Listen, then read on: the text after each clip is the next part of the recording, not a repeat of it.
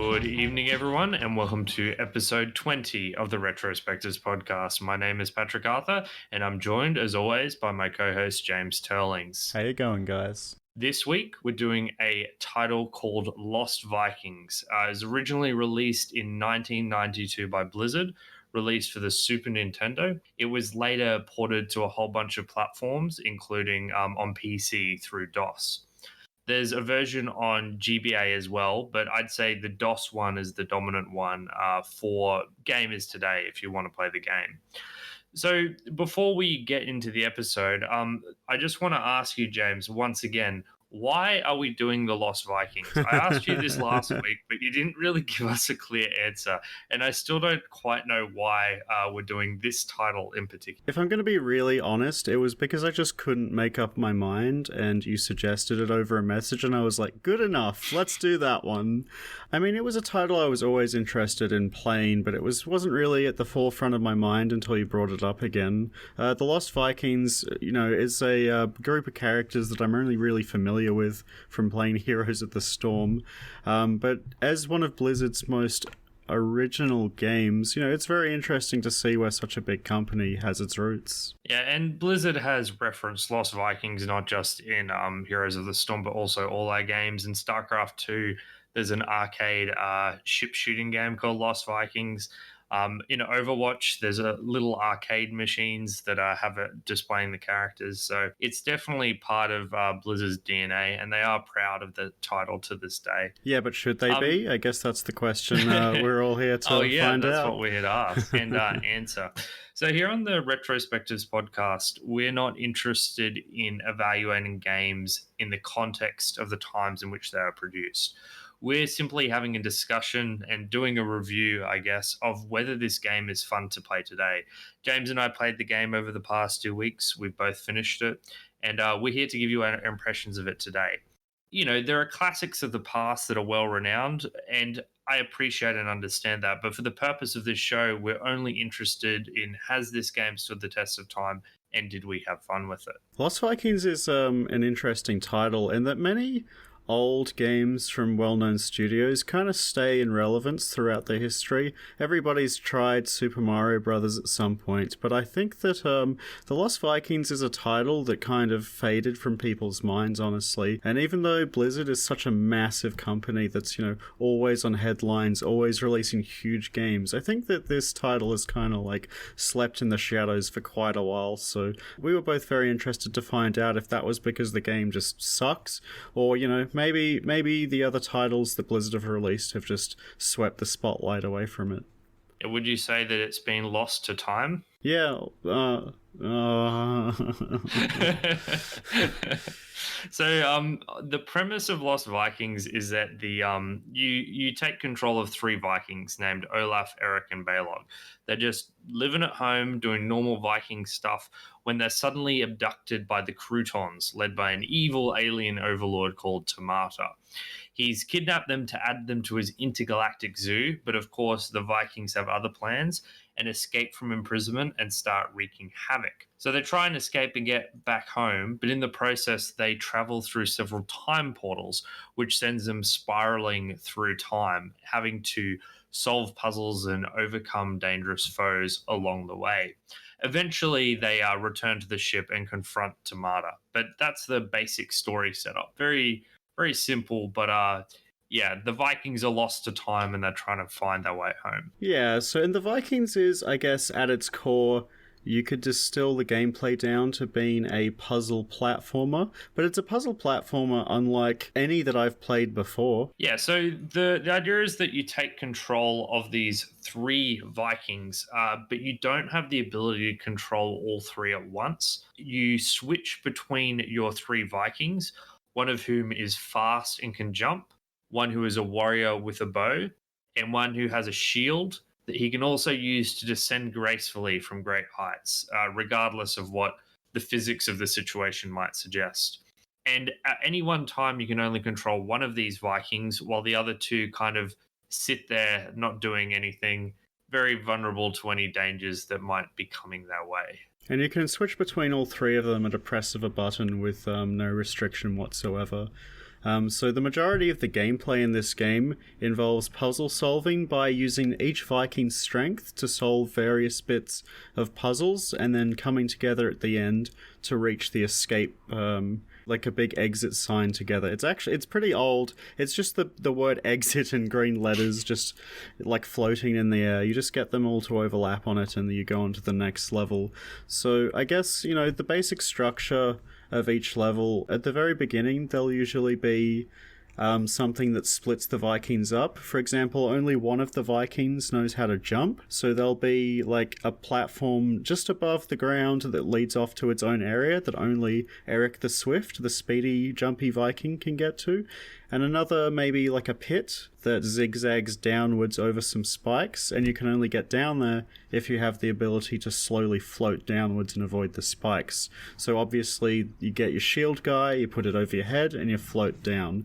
And essentially, the whole game boils down to recognizing which bits can be solved by which characters, switching to them, and then, working together to solve the overall level. Yeah, so that's the basic idea. It's a very unique structure, which is why we've gone into such detail trying to explain it. It's difficult to get your head around. The closest thing to the character switching that's in the game is something like Day of the Tentacle, but all three characters are often on the same screen together instead of being in different time periods, so it's not exactly the same. Whereas the puzzle gameplay is most similar to a game like Trine, where different characters, the wizard, the warrior, and the rogue, all have their own ability to solve different parts of the level. But really, I don't think it's a direct ripoff of anything. And I think to this day, the actual structure is still pretty unique. Yeah, I've never played anything like this, and before the show, I spent a good 10 to 15 minutes trying to Google similar games, and just nothing comes up. Of course, Trine's the most similar game, but in Trine you only control one character that switches between classes, essentially, whereas the Lost Vikings has all three of them on the screen at once in different locations of the level. So yeah, absolutely unique game. I thought it was very interesting to play through. So I guess the best place to start is, this is a puzzle game, of course. So how did you feel about the kind of puzzle structure of the levels, Pat? Did you think the puzzles held up? Because I guess that's the most important thing, right? So it's funny, I don't actually think it's the most important thing. I think the puzzle element is probably the most important thing in roughly the first half of the game. But I think it increasingly becomes a platformer instead of a puzzler. Okay. So the reason for that is when you first start playing the game, I think that it feels like a puzzle game because you don't really know in depth how all your characters combine together. And I guess the basic puzzle logic of the game, knowing that you need a character over here to press this switch to open this, doorway so this character can do this jump, etc., etc. There's a lot of characters being contingent on other characters doing the right thing at the right time. But I think that by the time you get to about the halfway point, you stop really seeing anything new in terms of puzzle design. There's some that are a little more complex, but it's simply adding additional steps. It's not requiring extra cognitive function, I guess, to solve. You're not being pushed out of your comfort zone. You just need to do more things.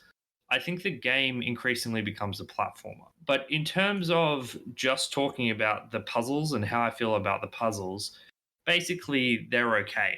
What I like to see from my puzzle games, I guess, in today's day, is I like them to challenge me and I like them to stump me. And I don't think any of the puzzles in Lost Vikings really gave me any troubles. It was just a matter of running around, I guess, and understanding the larger layout of the level to figure out what to do, as opposed to me coming up with innovative ways to deal with new challenges. I don't know if you felt similarly. Yeah, because the level design's actually a lot bigger than I thought it was going to be going into the game. Most of the levels are fairly big, and I guess the general gameplay pattern of discovering a new level is you kind of run your dudes out and try to get as far as you can a few times, dying many, many times as you do so. And then as you continuously die and re-explore and die and re-explore, you make this mental map of the level and where you need to get each character to in order to progress the route. I actually agree with you that I don't think any of the individual little puzzle sections are particularly difficult. There was one level later in the game in particular, the last level of a very special world we'll talk about later, where depending on what you did, you could absolutely brick your progress in the level and needed to restart. But I think there was only one instance of that in the game, and I actually completely agree with you. The game kind of lures you into this false expectation of being a puzzle game, but by the end of the game, this is like a Super Meat Boy tier platformer rather than you going around solving a lot of difficult puzzles. Yeah, and for me, it's quite hard to talk about the puzzles without also talking about the platforming, because if I had to describe this game in a nutshell, it's that it has a personality disorder. It doesn't quite know if it wants to be a puzzle game or a platforming game, and I think that in a lot of ways, those two things are at crossroads and have competing goals and interests. And I think it's kind of to the game's detriment. I don't think so. I think that there is a market for a game that crosses these two elements together. I think that the Lost Vikings does a good job in the middle section of the game of blending these two elements together. Because at the very beginning, there's basically zero platforming at all. It's just pushing blocks and moving characters into the right position, getting keys, taking it to the right keyholes. By the end of the game, all of that's like, as you said, you're not really thinking about it that much. You're just trying to stay alive and not fall into these hundreds of spikes and lasers and traps. And in the middle, I think the blend was about right. And then, towards the end, it kind of shifts a bit too far towards the platforming side to the point where you can never really get a good sense of reward from solving the puzzles because you've figured out the puzzle solution in your mind and then you need to try at the game maybe 20, 30 times to actually get the puzzle to work, because getting the puzzle to work requires some fairly challenging platforming elements. And I will say, and maybe we talk about difficulty here, this game starts off incredibly easy to the point where it was boring. And then, I think the curve's okay, but the point where this game ends is incredibly challenging and almost to the point of, absolutely to the point of being tedious. Have you ever heard of the buzzword artificial difficulty, James? Yes, I have. Please enlighten us. I would say that this game, Lost Vikings, is the embodiment of the term artificial difficulty. And I haven't played many Super Nintendo or, era these early tough games, but it is ridiculous how there are so many insta deaths all over every single level. And the experience I had playing it was death was almost necessary to progress because of how many surprises there are, how many times you have to make kind of falls of faith and jumps of faith in the hope that it's going to work out. Yes. And there are so many ways to immediately lose a level, not just missing a jump slightly, but also, you slightly misplace your shield block warrior and he'll, quickly kill one of your Vikings. And you have to start from the start doing all the things you already know how to do. And that's what Lost Vikings is. It's not that any particular moment in this is very difficult. It's not. There's no part of this game, if you pointed it, you'd say, well, this is harder than, than the later levels of Celeste or the later levels of Super Meat Boy or even the platforming sections in Hollow Knight. It's the fact that you have to do a lot of platforming, a lot to get towards the end of the level. And if you make a mistake, instantly over, game over, you have to start the level again. Yeah, it's not that the platforming or the puzzle solving is hard. It's that the game is insanely punishing to making even the slightest mistake. To be able to beat each level in this game, you need to get all 3 Vikings to the exit, which means that if a single one of them dies, that's it. And in a really weird design moment, they made it so that when one of the Vikings dies, it doesn't end the level. You can keep going. And then if you get 2 out of 3 or 1 out of 3 of the Vikings to the end goal, it just takes you back to the start again. It's really bizarre. Honestly, I think that the way it should have been handled was maybe there was a point scoring system where you got more points for having more Vikings get to the end. Because it's just really bizarre that you can get to that end goal and it not count as you finishing the level. So, I mean, what I would suggest is a lot more radical, and I think it's because I don't like the mechanic of insta death. I just don't think it's a good way to do it. Difficult platforming is good, but you should have more than one chance if you miss a jump or fail. So I wish that for having a Viking die didn't kill them, it just sent them back to the previous platform. And perhaps that causes issues with certain puzzles, but I can't imagine it would cause any significant problems and you could plan around it. But make each I mean, there's already a health system in place where each Viking has 3 health and there's items to replenish it. When you fall on a laser beam, instead of it killing you, you should just respawn with 1 less health. Yeah, I agree. I think that most games that have insta-death, you use Celeste as an example, have really short, compact rooms. Not these really long, not too difficult rooms that make you go all the way back to the start and do like a full 5 minutes of stuff you find not challenging at all in order to get back to the bit that's challenging. It's really, really tedious. Especially in the later levels, you're going to be dying a lot in this game if you play it. Like, a lot. And every single time you die, like, right near the end, you have to do the whole level again. It's not... And obviously you've solved the puzzle now. It's no longer a puzzle. It's just easy platforming. And, you know, maybe you moved slightly to the left at the very end of a jump and just... like a pixel touched a little spike and that's just ended your run. It's really unsatisfying and it really made me really angry, honestly. I was getting extremely frustrating while playing this game. I rage quit this game so much trying to play it. Trying to finish it was such a struggle because I kept closing it down, and then 15 minutes later I'm like, God, I better play Lost Vikings again. So I'd open it back up, reload the level, do it again, die again, quit out. And I was constantly quitting out and opening it up over and over again. I don't even think it's a problem with the level design. I think that if it had a system like the one you suggested, I would have had a lot of fun with this game. Every time I managed to beat a level first try, I thought it was really fun. I don't think there's anything inherently wrong with the levels or with the kind of gameplay direction in general. I just think that it's way, way, way too punishing. I wouldn't go quite that far. I think there are some problems with how certain parts of levels are designed. There's a real feeling of getcha and surprise deaths as you make your way through the level, where it This almost game feels like, actively tries to troll you in places. yeah, but that's not. I mean, I guess haha, the game's trolling you, but to me that's bad design. The game should be set up in such a way that you have a reasonable chance to make it through every level without dying once. Provided you're being careful. Like, for example, there's a bit where you have to smash open a wall at the bottom of a volcano with your fast running Viking. So I did that, and a monster popped out from behind the wall that you can't see at all, and he killed my guy, and I had to start again. But there's markings on the wall on that level to indicate that there's a monster there. Okay, sure. I didn't figure those out. Maybe I'm just being dumb. I felt there No, were a number of spots.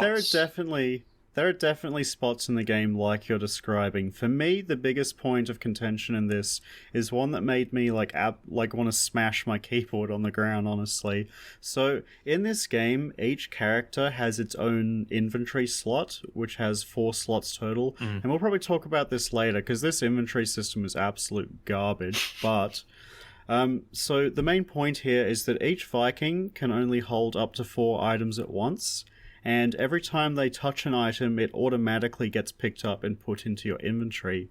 So there's this section where you're playing as Olaf, who's the big guy with a shield that can float downwards and all block projectiles with his shield. And there's this bit where you have to jump down this pit, and halfway down the fall there's a key that you have to pick up. But all the way through the pit are all these vegetables, which are the items you use to restore health in the Lost Vikings. And it was not obvious to me at all, because you see health ups, so your instant reaction is to pick them up, right? I picked up 4 of them and was like, sweet, full inventory of health. And then a key appeared on the screen that I floated through, didn't pick up because my inventory was full, and then my character was standing on the ground with no way to get back up, and I had to restart the whole level again because They were honestly just, I don't understand. It was just shit design. The game does it all the time. You have to do a lot of blind jumps and blind falls, not knowing how far you're falling or what you're falling into or what traps are suddenly going to trigger out of nowhere. And when every death sends you all the way back to the start, it's super frustrating. I don't know. I think rather than Celeste or Super Meat Boy, although they're better platforming comparisons, the structure is more similar to something like your Hollow Knights or your Castlevanias, where there's lots of perils along the way. But what Hollow Knight and Castlevania do better is they're not filled with insta kills. They're filled with Yes. attacks and traps and things that do damage to you. You know, they'll take away a fifth of your health or a sixth of your health, or sometimes even less. So you have chances to spring traps, be punished by them. They're still a threat if you do eventually die because you need to be aware of them. But it never feels needlessly punishing. It feels, exactly the appropriate amount of punishing.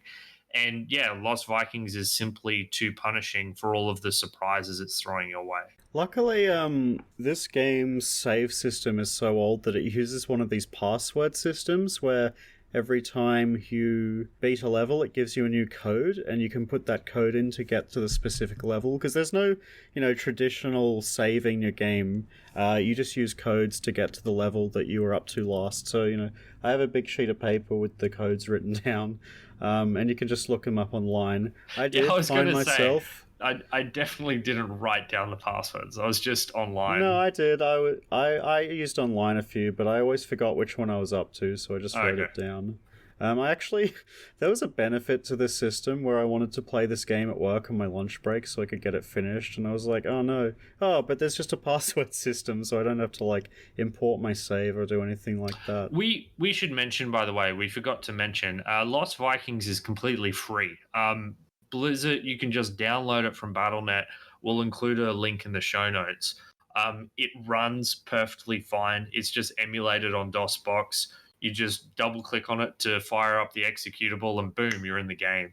Once again, a big relief for a game released in 1992, which would normally be a pain to get working. But yeah, good on you, Blizzard, for making this game for free. Yeah, this is a good point too. Considering this game is free, I think that's a big, if you're like even slightly interested in this game, there's really no barrier to giving it a shot. It's I like, disagree. what is it, like 5 megabytes in size? Like, I don't think just giving it a whirl and seeing if you like it. If you, James, because that's there's what no, we're here for. It's not for them to make that decision. It's for us to tell them it's for whether it's us to worth it. decide what games people should play. Exactly. We'll tell you at the end whether it's worth playing, and then if it is worth playing, yeah, you can give it a shot. Yeah, then you should definitely play it. And if we say no, then you definitely shouldn't play it. Yes, we're the arbiters. So yeah, I think underneath all that pain and frustration, there's an okay game there, but just the execution is awful. Honestly, if they remade this game today, added in some kind of, respawn on the last platform system, adding some basic features like saving your game and god, better inventory management, then honestly, it'd be fine, I think. Do you have other issues with inventory management? Because you sound really angry at it, whereas I was just like moderately annoyed by it. The controls in this game fucking suck. Like, they're so bad. Direction is on the arrow keys, that's fine. Jumps on space, that's fine. Swapping characters is on control, you're with me so far, that's fine. And then each character has, like, an ability, and that's just randomly on D for some reason, and then inventory is on tab, and you can't rebind them, so your hand's just, like, all over the place. And, like, inventory management in particular is so painful. So to get into an inventory, you press tab, and that accesses the inventory of the character you're currently selected, and then you can move the cursor around. And then if you want to trade, you have to press space, move the item to someone else's inventory, press space to stop that, then press tab to get out of inventory. It's just so fiddly. I just want to use a mouse and like click and drag items between inventories. So I found the main thing I struggled with was remembering how to swap items around because I got everything else pretty good. But literally every time I needed to swap an item, I was like, how do I do this again? And I had to look up the controls online. And I did it about 15 times over the course of playing this game, looking up how to swap items from character to character. This game Pretty. has no options either. Like there's Oh boy. if you press Alt and M together, that mutes the music, but there's nothing else. I wish I had known that. That's the only it's thing. it's the banjo kazooie problem all over again. Yeah, you didn't like the music? So I mean, once again, the problem isn't the music in intrinsically, but the music on each, I guess, themed level, which is like 6 or 7 levels, could take you 1 to 2 hours. 8. Yeah. Sure, Yep. it could take 1 to 2 hours to make your way through each thing. It's like a minute 30 track that just loops Yeah. over and On over loop for again. like 2 hours straight. Yeah, Yeah. I agree. I actually think some of the tracks in this game are quite enjoyable to listen to, but none of the tracks in this game are fun to listen to for 2 hours straight. Definitely not. Speaking of the music, I guess I'll do a quick music break here because we've been going for 30 minutes. We like to give you guys some of the music to listen to give you a bit of context. Obviously, this is a podcast. We can't include video gameplay, but at least we can give you some sound to listen to and kind of base your own opinions off of the examples. So I'll start this one off with my favorite track from this game, which plays in the factory.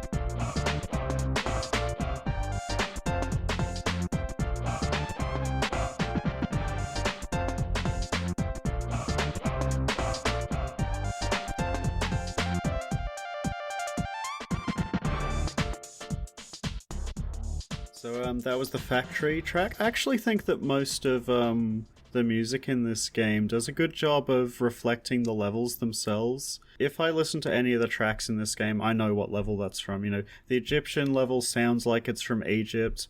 The factory sound has those clinks and bangs that make it sound from a factory and that kind of thing. And honestly, some of the tracks are pretty groovy, and I liked them for the first 5 minutes of the 2 hours that I was in each world for. Yeah, and what I basically agree. The music's fine. I didn't think it was great. I thought the prehistoric one was a bit crappy, but they were pretty good Yeah, it apart from sucks. that. I think that's the only actively awful track on the soundtrack, but 2 or 3 of them are, quite enjoyable, but none of them are great, I would say. Yeah. The number one problem is that there's no volume slider here, so I couldn't turn the music down. I wish I'd known about You just have the to mute use function. Windows, yeah. But yeah, games not having music volume controls is a problem. Like you're trying to enjoy yourself and it's just blaring the same music over and over again. It means that even if the music isn't that bad, you still grow sick of it. Which no one. It's kind of like a little unfair. You listen to anything for 2 hours straight, and you probably don't want to listen to it anymore. And that's kind of how I felt about the soundtrack. So it was fine. It was even fine to good, maybe. But yeah, I can certainly do with a break from listening to it on repeat for a while. Yeah, if you want to play this game, just make sure you open the help me file and learn the mute key combinations, as weird as they are. See, I don't Um, read guides. I just play the game. That was a you just mistake, play the really. game. Half of the story in this game is expressed in that guide. There's 3 paragraphs of text explaining the characters' backstories and things like that. The characters' Which is backstories is I run really fast. I'm a great I am a warrior. Viking. Yeah. Yeah, it's actually something that a lot of old games do is include most of the story in the manual. I remember when I was a kid and I got a new game and Mum would be driving me home and I'd spend 10 minutes reading the manual to figure out the cool story. It's something that I'm kind of glad isn't a thing anymore, because if you forget to do it, you just don't know what's going on. But that's not really a problem here, right? The story in this game is just dead simple. non-existent. Yeah, I mean, Yeah. most of the story moments you get, they're more character moments when the Vikings are kind of bantering with one another. What did you think of those moments at the end of each level? Yeah, I actually kind of liked the rapport each of the characters had with, like, they felt like a group of friends, and I thought that, the actual gameplay that involved each character helping each other. The guy lifts up his shield so that the guy can jump on the shield and then jump on the higher platform. I thought that was a cool little way of, like, making them seem like buddies. And they have a lot of little quips with each other, and there's some fourth wall breaking humor. I didn't actually mind the humor there. It wasn't like laugh out loud funny, but it made me like smile a little bit occasionally and made the game feel a bit more, you know, less like I was dying on spikes 1,000 times. I thought it was pretty bad. I don't think it was like an awful taste, but it was not much thought was put into writing it. The worst part is whenever you interact with other characters in the world. Occasionally, you'll free a prisoner or speak to an alien janitor or whatever, and there's a weirdness about the way their text is produced. It's like it's being poorly translated from another language, or Yeah. it doesn't belong to a character. It's almost instructional the way they speak. It's very bland and lifeless. So that's particularly bad. The quips between the Vikings, I'm kind of like, whatever. It's like not It's great. just there, right? It's just Yeah. there. Yeah, it's okay. Once again, nothing deal breakingly awful or anything. It's not truly terrible writing, but it's nothing special. Yeah, I wish the dialogue had given the characters a bit more personality. I think the characters, like, they look like they have personality when Mm. you look at their little sprites. I think the sprites are full of personality, but honestly, for the first half of the game, when each character was talking, I couldn't tell who was who, right? Yep, particularly since they always talk at the ending where they're kind of piled up on one another. Yeah, and there's no, like, lines pointing to the text bubbles to each character. The only way to figure out who is by matching the color of the dialogue, and then sometimes they mention who's talking, and you have to, like, figure it out from that. They could have done a much better job at that. I think that there's a lot of potential for having some really fun, friendly interaction between these three characters, and it just wasn't taken advantage of. I think that it's a kind of a hallmark of these old games that story was a huge afterthought. Yeah, you are right that that they do a good job animating the sprites though. I think that all three of the characters are very well animated and very well distinct. And there's Yes. nice cool things like when the fast one, whose name I keep forgetting, Eric, when he runs really fast at a wall or an enemy and hits it, he kind of goes dizzy for a moment and falls to the ground. And that's enjoyable and very well done. I think the enemy sprites are kind of generic and whatever. They're not Yeah, terrible, but I don't think they're great. I think the main characters all look great still. I mm, think they've got a lot of personality. There's one of the things I always thought was funny was that the fat Viking, whenever he crawls up a ladder, you notice that, like, his pants aren't quite fully the way up as they should be. yeah, and I quite like how he gracefully falls with his shield as a parachute somehow. Yeah. It doesn't make any sense, but apparently when he's falling with his shield above him, he's very light. When I played this game, I played it in full screen because I have to play games that way now. And the game's like, it doesn't scale resolution very well. The game, when played in the original resolution, the smaller size, I think still looks quite nice. It's very clear and it's very expressive, and it tells you exactly what's going on in the game, which is, for these older titles that probably haven't aged that well, to me that's the most important thing, is that they don't get in the way of the gameplay, right? Yeah, And I and think this game does a good job of that. it's funny because this is one of the areas where it's very clear that this is a game that was designed by Blizzard, Yes. because Blizzard have this design philosophy of like polish and clarity and I guess a cleanness to a lot of the games that they make. And Lost Vikings is definitely all those things. Like, we have some major problems with the way this game's been designed with the insta deaths and everything, which are kind of like a relic of that years of design back in the early 1990s. But in terms of how it looks and is presented, It's very Blizzard-esque. You know exactly who you're controlling, what the enemies are. Even the secrets in the game, I think, are very well telegraphed. Yes, Like yes. you'll often see, a bit of the map which looks inaccessible, but there's a little item inside it. But you can very reasonably deduce where the entrance to that secret is if you just do a bit of exploration. Yeah, absolutely. I think that aesthetically and, gameplay wise, I don't think that this game has become unplayable, in the time that since it's been released. There are some games I think that that age very poorly. I don't think this game's aged super poorly. I just think that, like, in terms of the way it looks, I just think that some of the past design decisions just really haven't aged that well. Yeah, it still looks good today. It doesn't necessarily look inspired in terms of its design, but it's a very clean, enjoyable aesthetic most of the I time. would almost recommend playing this game on a handheld device with a smaller screen so that you can, force yourself to play at the lower resolutions where it looks a lot nicer. Because this game Well, just, it's available on the Game Boy yeah, it Advance, so is. that is an option. Yeah, because I don't think this game handles being stretched out particularly well. Like, it's not awful. It just looks a lot better when it's at its native resolution rather than stretched out onto a 1080p or better monitor. Yeah, even then, I don't think it's too bad. I was also playing full screen, and I never had any issue with the graphics. And it's like anything. After a while, you stop noticing, and with this game, I certainly did. One of my, I just remembered one of my favorite gags from this game, probably the only one that made me laugh, is that this game's story progression is one where you travel through time.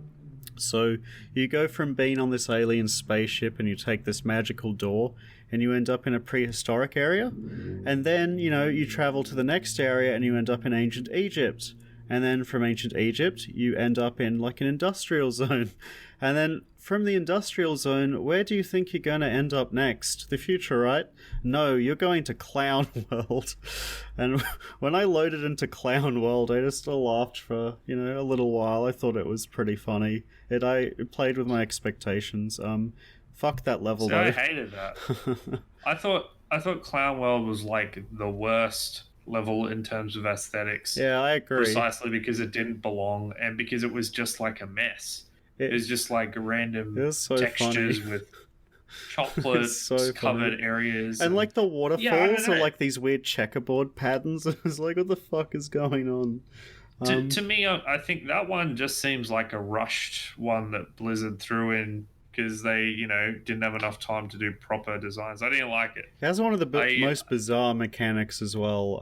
There are these, I guess, bicycle pumps around the level that you can inflate your Vikings with. It's like they put the pumps in their mouths and they like expand, and when they're expanded, they start floating around the place. It's almost like it's kind of creepy, honestly. This had the toughest platforming as well. Yeah, This section I found there was a lot of navigating through narrow gaps in spikes while being inflated, and you're only inflated for a limited amount of time. It's not unlimited upwards drift, so you can't spend time stuffing around. So I died the most in Cloud World than any of the yeah. I others. found a Wacky World to be definitely the hardest. I actually quite liked the game ends with a boss fight of sorts, and I really like games that have boss fights that match the rest of the gameplay. Like, you play games that are just some platformer and then suddenly it turns into an action game when you're fighting a boss. This is still a platforming game when you're fighting the boss, and you have to do the same kind of things you've been doing for the entire game. It's just kind of presented to you in a different way, and I thought that was clever. I will say one thing about that boss fight is that instead of using all three characters together, you're just using each character individually in each section. No, no, no. At So, the end, they come together for a final, like, team up attack on him. sure, I guess you're right. I just felt that for the most part, it was like each Viking doing their individual thing. Yeah, I don't know. I liked the bit where they were teamed up and you kind of had to use all their abilities together to get him in the final little room. Sure, you had to use the charge and then shoot And him then with the shield arrows and and the stuff. arrows, Yeah, yeah, yeah. Yeah, no, that's fair. Yeah, I just it took me a while to beat that final level, so most of it was spent Being with the salty as individual fuck. Vikings. I will say that my favorite mechanic, like sort of throughout the whole levels, that I actually thought was like fun, puzzling, was when you control the cranes in the machine Yeah, I levels. enjoyed that as well. Yeah, so there's these sections where you get to jump your various Vikings in cranes, and the cranes control platforms that you can pick up with magnets. And there were some cool things going on where you would get specific Vikings to specific cranes to help others up, because it kind of introduced a new mechanic where Olaf, is that the name of the big fat Viking with the Yes, shield? yes. Yeah, Olaf's shield was magnetized, so you could Yeah. use the cranes to have them float up. And I thought that was the most interesting puzzle part of the entire game, because it felt like it was introducing a new element and new levels of complexity. But I don't think it ever really returned to that high point at any other point throughout the game. I think that they used Olaf the best of any of the three Vikings. Like, he's just a guy with a shield, and you can use him in so many different ways, to block projectiles, to act as a platform, to use it as a way to float down, to be magnetized too.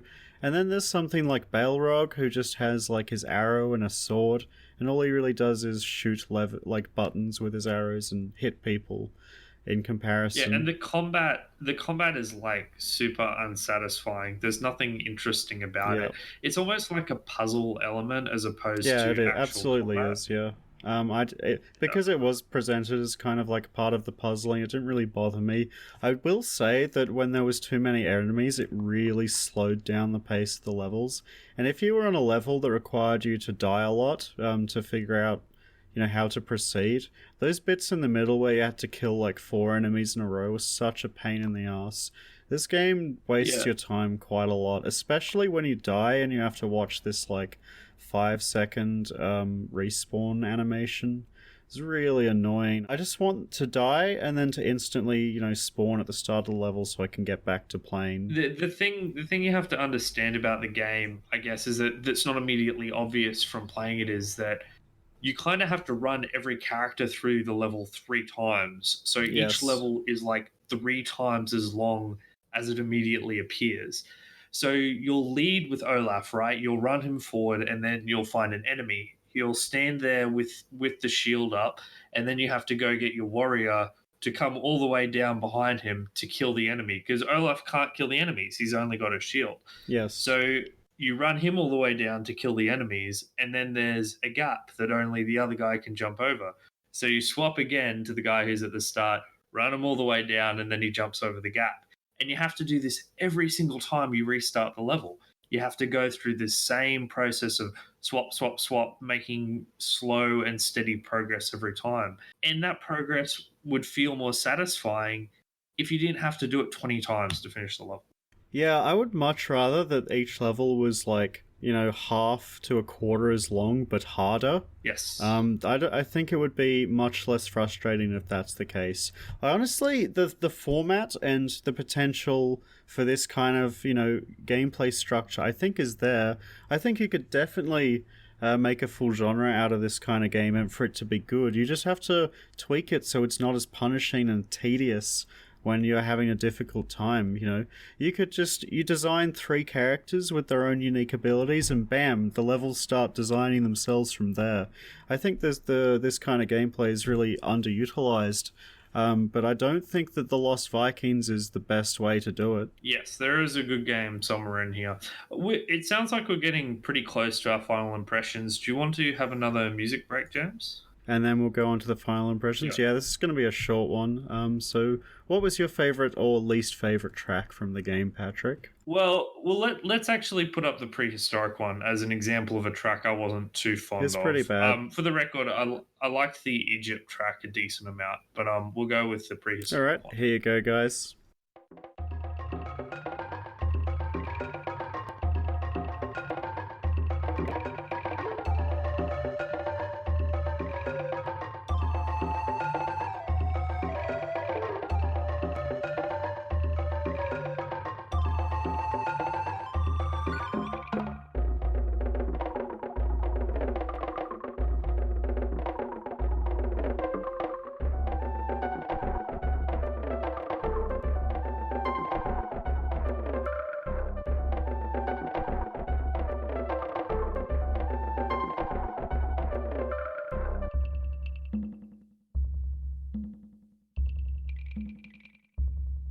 So, yeah, that was the prehistoric theme. It was pretty mediocre. There are some okay bits, but for the most part, I honestly turned it off like 2 levels in. So, I wish I knew now.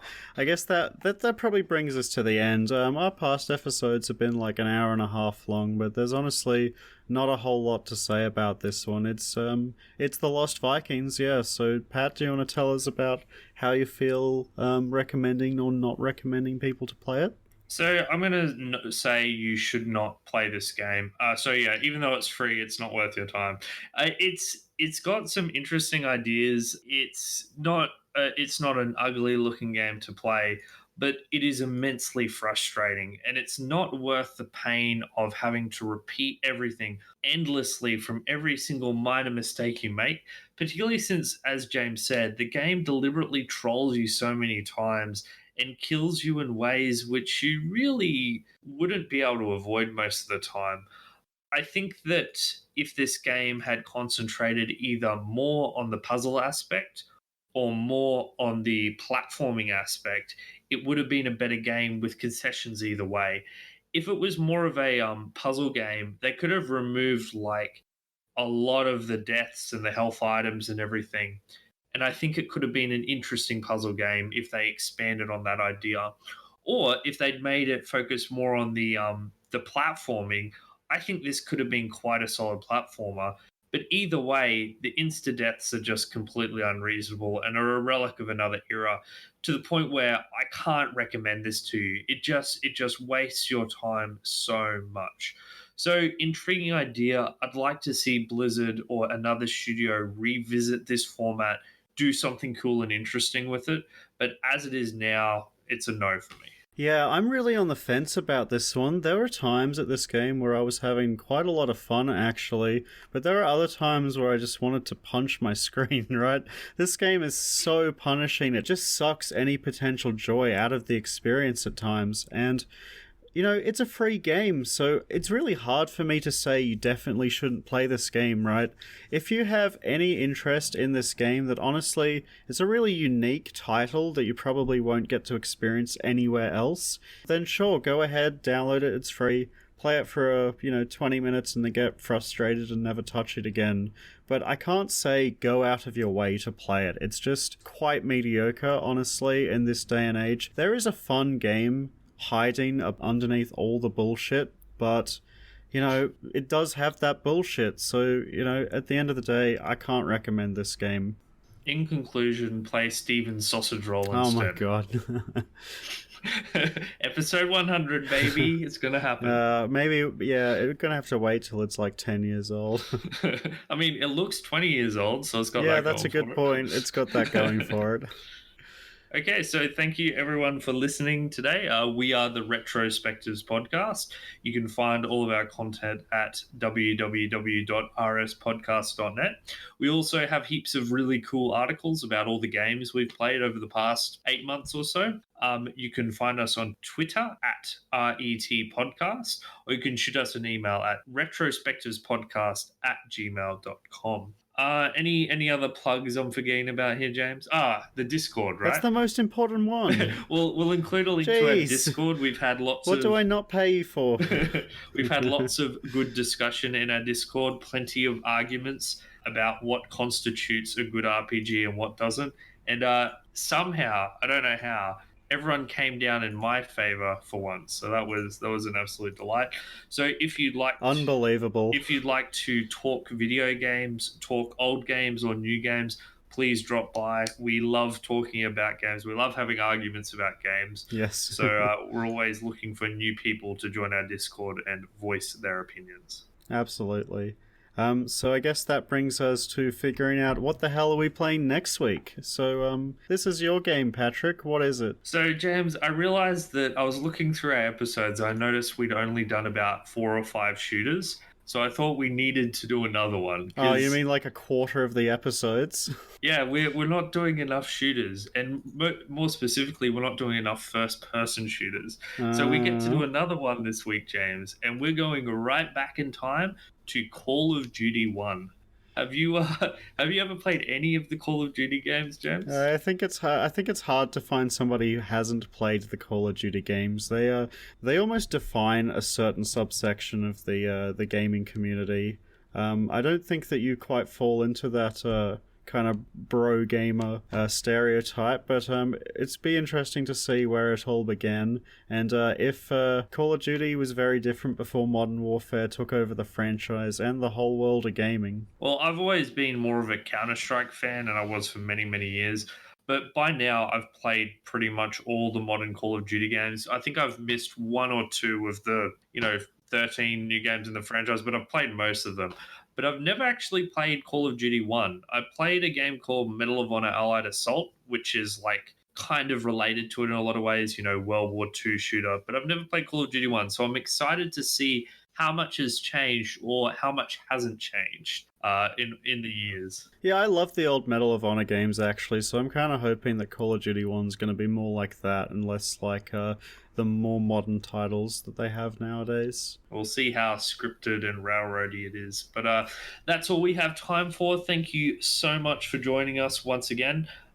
This was a Retrospectives podcast, and I'm Patrick Arthur. Thanks for joining us this fortnight.